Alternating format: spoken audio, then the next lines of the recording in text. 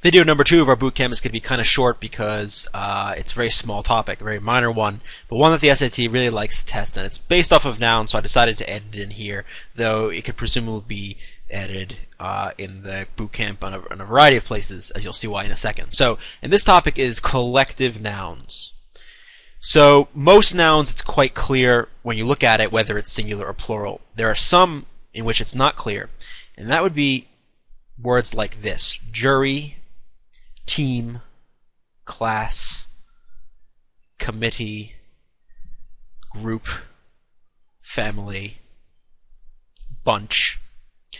It's not immediately clear whether or not jury, team, class are singular or plural, because on the one hand, a jury is a singular thing, right? Or a team is a thing. It's one group, right? These are groups.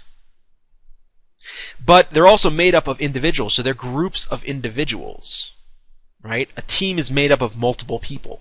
So the question is it singular or plural? Well, if you think of some sentences and use your ear, you might be able to tell. So, the team loses the game, or that team is excellent, or the family is late. So as you can tell from these examples, most of the time, and this is true for a lot of the SAT, these collective nouns, though they represent groups of people, are singular. And therefore, when we go over subject-verb agreement and when we go over pronoun agreement, we're going to see that they're going to agree with singular verbs and with singular pronouns. Now, this is because, if you think about it, this is when you have a group of individuals that are acting as one, that are acting as a whole, right? So the family is late. It's the entire family is late, right? The family, the unit is late.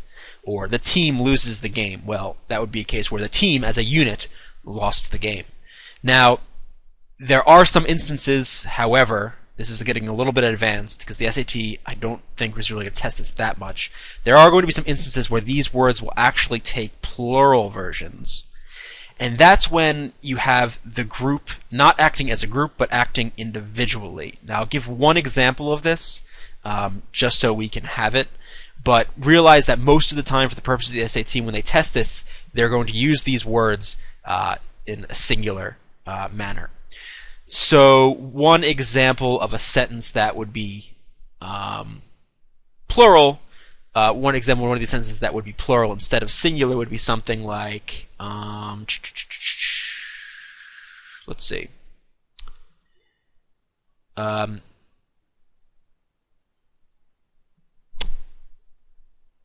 Something like this. This is taking this from grammar.cc.comnet.edu, but this is a good sentence. So the jury delivers its verdict. Right? This would be a case where the jury is one unit delivering its solitary unit, but we could also have the jury came in and took their seats. Because if you think about it, this is a very kind of ambiguous example, but if you think about it, the jury is not taking their seat collectively. All the members of the jury are coming in and taking their individual seats. But as you can see, this is pretty complex and it's not going to happen as much. Most of the time, a group is going to act as a group, so you're going to take the singular, and that is what the SAT is going to test most of the time.